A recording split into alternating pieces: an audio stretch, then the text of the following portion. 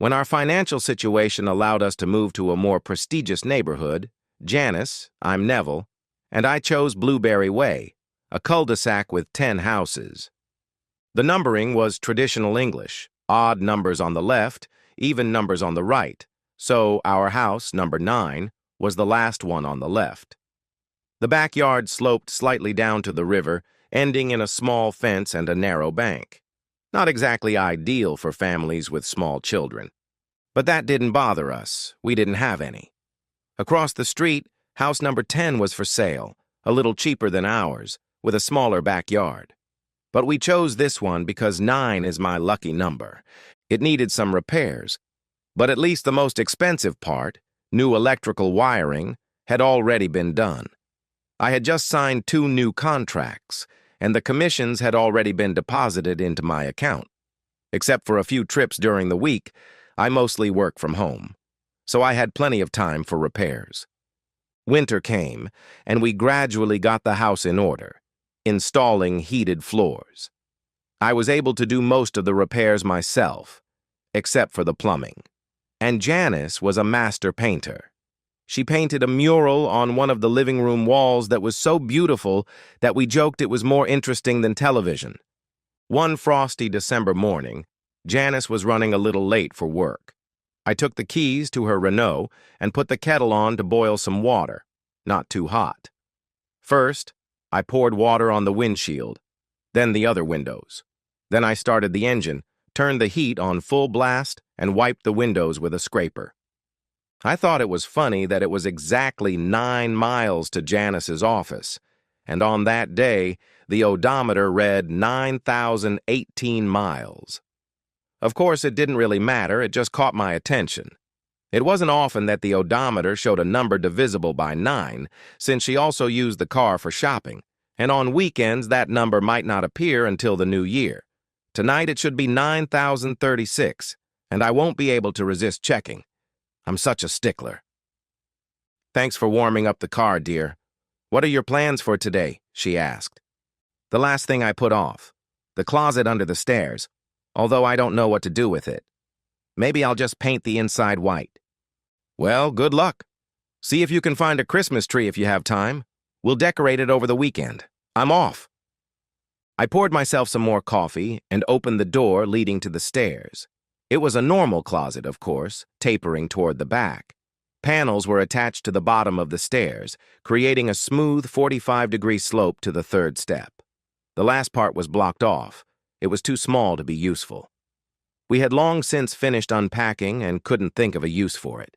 We already had a coat closet by the front door. We could probably put an artificial Christmas tree there, but Janice really wanted a real one. Maybe after Christmas we'll try planting it in the garden. Sometimes they take root. The inside of the closet was strange. There was a hook right by the door. We opened the fireplace again, more for the atmosphere of a real fire than for the heat, and there was a poker and tongs in the hearth. The hook under the stairs had a handle and looked like a poker, but with a curved end. I had no idea what it was for, but I didn't want to throw it away, just in case. And then there was the floor.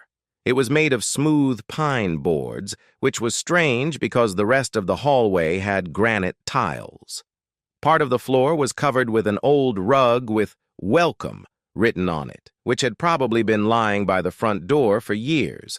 Someone had decided to leave it there. But who needs a rug inside a closet? It didn't make sense. Finally, at the top of the slanted paneling was a round metal pin. It was about the size of a 50-cent coin. What was it for? It was time to act. I stood up, took the hook off the wall, and accidentally knocked over the coffee. I jumped back and let go of the hook. "Damn!" I ran to the kitchen and grabbed a rag, but when I came back, almost all the coffee had been spilled. Only my Homer Simpson mug was left on the floor. I wiped up the wet spot, but the rag just got wet, and the hook was nowhere to be found. Then I remembered that I hadn't heard it fall to the floor. I looked up, lifted the wet rug, and everything became clear. There was a small hole in the floor. Next to it lay the second metal pin. The hook was hanging right above my head, attached to the upper pin. so it was magnetic, and the boards were just lying on some kind of frame. I had to insert the hook into the hole and pull it up. I tried. The entire floor rose, and as expected, the magnetic pins connected and the hook remained in place. A concrete staircase opened up. Coffee dripped from the top steps. I wiped them down and took the rag to the kitchen, where I found a flashlight. At the bottom of the stairs was an old, warped door. It was locked, but the key was hanging on a nail next to it. With a thrill of anticipation, I stepped inside. It was, of course, a basement, empty, with no signs of rodents. It was located directly under our long kitchen dining room and took up a third of the house. Janice was thrilled with our discovery, especially the increase in the value of number 9. The previous owner had probably filled the closet under the stairs with junk and never discovered the false floor. There was certainly no mention of it when we viewed the house. While we were discussing what to do with it, I requested an estimate for expanding the floor heating system and installing lighting in the basement. In the evening, when I went out to the pub, I checked the mileage on her Renault, 9,036, of course. Sometimes I annoy myself. The next day, an expert came and inspected the basement. It was dry, with no signs of rot or damp, but very cold. However, there was no cell phone reception. A check of the 1960s blueprints showed that every house on Blueberry Way was supposed to have a basement, but the notes on the documentation indicated that they were too expensive. Our house, located on the corner, was the first to be built, and was the only one with a basement. "Will the existing boiler be able to handle the extra load?" I asked the contractor. "No problem. Your heating system is zoned. I'll install another thermostat and timer there. Just follow the rule. Only heat the rooms you use. The timer should turn off the heat upstairs at, say, 7 in the morning. Close the doors to all rooms that are not in use. You will only have problems with the boiler if you set the maximum temperature for 24 hours a day throughout the house." I left him to draw up an estimate and said I would contact him in a day or two. He guaranteed that all work would be completed before the holidays. The following Tuesday, I had to go on a business trip. "Where are you going this time?" Janice asked. "To that company in Liverpool. The train leaves tomorrow morning and I'll go straight to the hotel. I have a meeting at their office on Wednesday morning. I'll be back in the evening." "Okay. Are you going to the station by yourself?" "Yes." "Okay, then I'll put the car in the garage." "Yes, do that. While I'm away, think about what you'd like to do with our spare room, dear." "I'll think about it, but I'm not going downstairs. It's cold there." On Tuesday morning, it was freezing again, and I had to warm up in the bathroom. The odometer read 9,124 miles. I received a particularly tender goodbye kiss. "Be sure to call me when you get to the hotel, dear, so I know you arrived safely." "Of course." She left for work. I have a small bag for overnight trips, which I put on the passenger seat of my Audi and drove off. I closed the garage door with the remote control. Janice has the other remote. When I returned home on Wednesday evening, I was greeted warmly. "How was the meeting?" "Better than expected. They signed a 2-year contract without asking for a discount. We can afford one of those vacations we talked about for next summer. You wanted to go to the Seychelles, and I want to go to Prague and then to the Dalmatian coast. I'll pick up some brochures tomorrow." She squealed with delight. I hoped she would agree to Prague. On Thursday morning, when I took the kettle out to her car, it was very cold again. I noticed that the house opposite, number 10, was decorated with Christmas lights. I suppose if there was ever a moment when suspicion began to dawn on me, it was then. The mileage should have increased by 4 9-mile trips to 9,160. Even more if she stopped somewhere for dinner or shopping, but it shouldn't be less.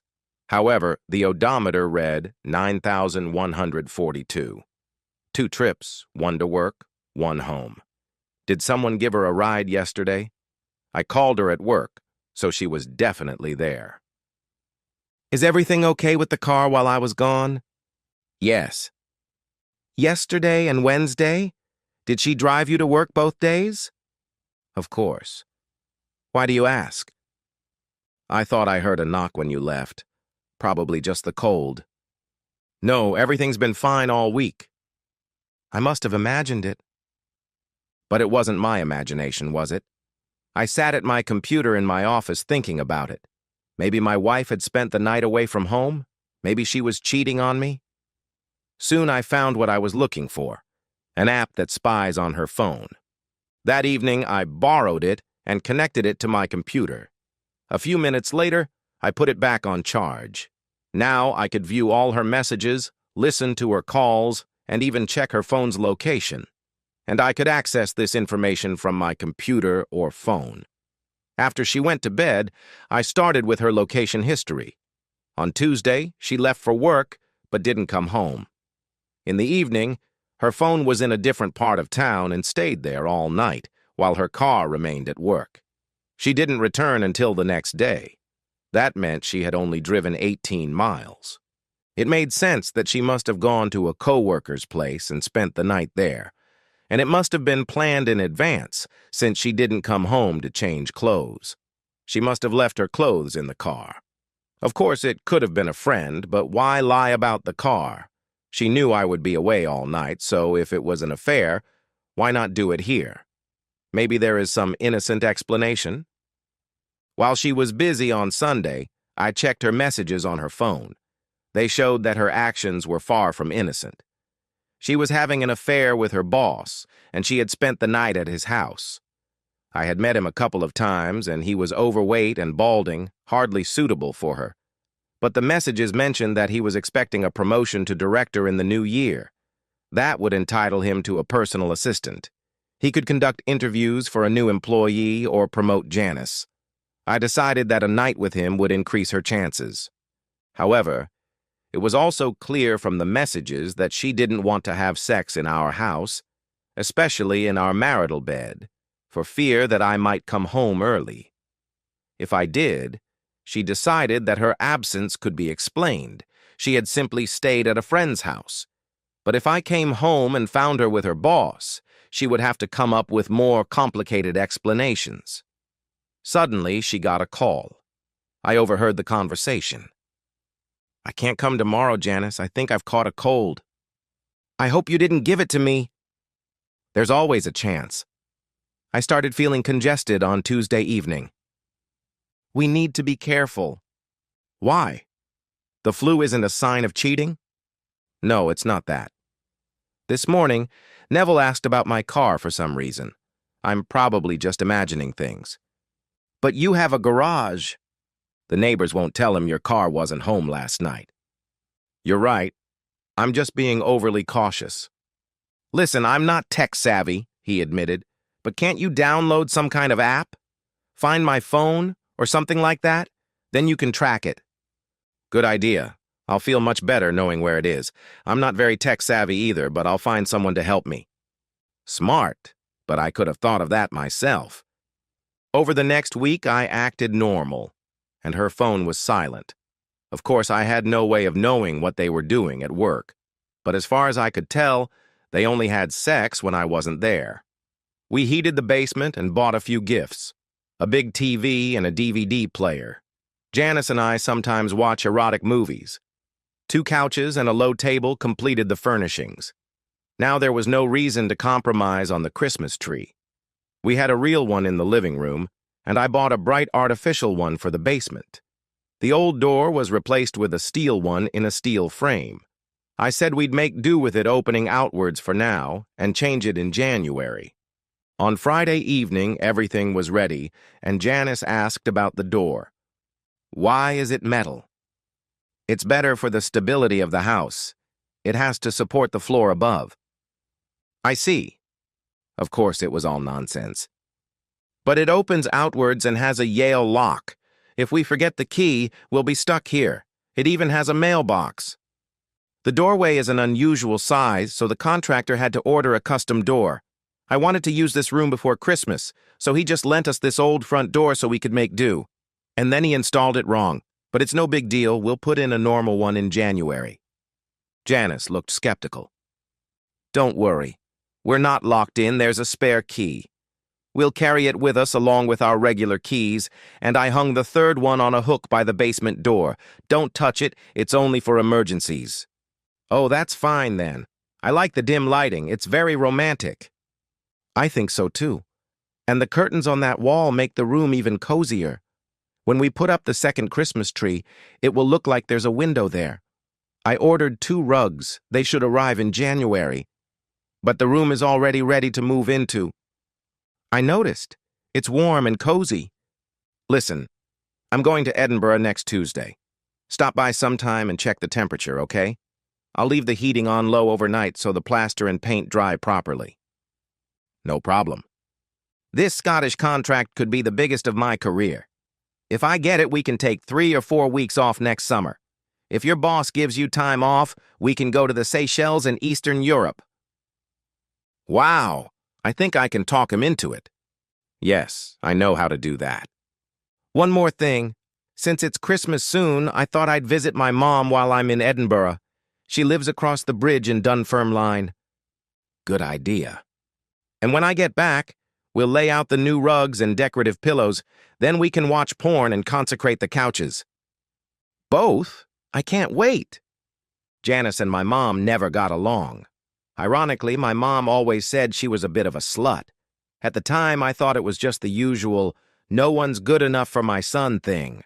But now I wonder, maybe she noticed something I didn't? In any case, it would be nice to visit her before Christmas, especially since I have nothing to do in Scotland, and no plans to fly to the damn Seychelles. That evening, Janice forgot something in the car and went out for a minute. I was ready and checked my computer. How about Tuesday evening? My place, she wrote. We can christen the new sofas in the basement. Are the renovations finished? Yes, everything except the carpets. So you've gotten over your aversion to sex in your own home? Yes, this time I have. It's not a problem now, I know where he is all the time, but I'm still not ready to do it in the marital bed. Nev is leaving for Edinburgh on Tuesday. He'll never be back in time to catch us. So Tuesday it is. I'll give you an early Christmas present. You'll have to unwrap it with your teeth. I can't wait. Just don't leave your car at the office. I'll pick you up after work. Leave your car there and get in mine. I'll drive us straight to our garage, and no one will see you go into the house. Stay the night, and I'll drive you back on Wednesday morning. Sounds good. Is he going away for long? A few days, probably until the weekend. He's going to visit his old cow of a mother. So I can come over more than once? I hope so. I want to be spanked good before Santa comes. Great! After I give you your present, you'll have a hard time walking. That sounds more like your Christmas present. You'll get everything you want, so let's agree on a salary. I know there are 2 levels, so take the higher one. I have enough experience to justify it. I already checked, the higher rate is at my discretion, but first you need to gain some experience. What else? I thought we already did everything on your list. You dirty bastard!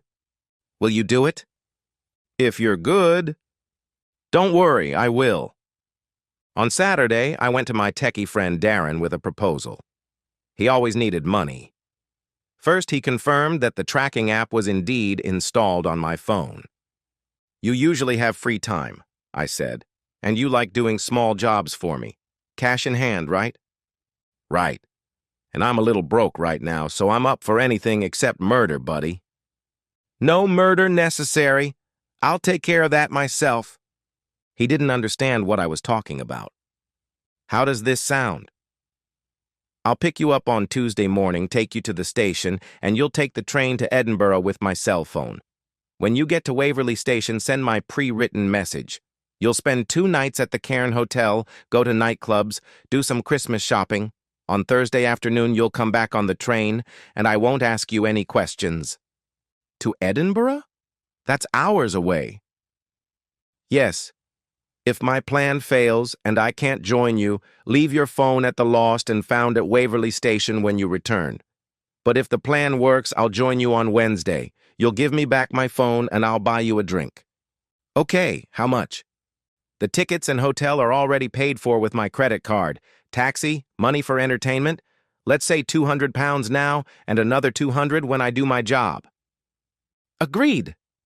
On the way home, I stopped by and had 2 more keys made for the front door.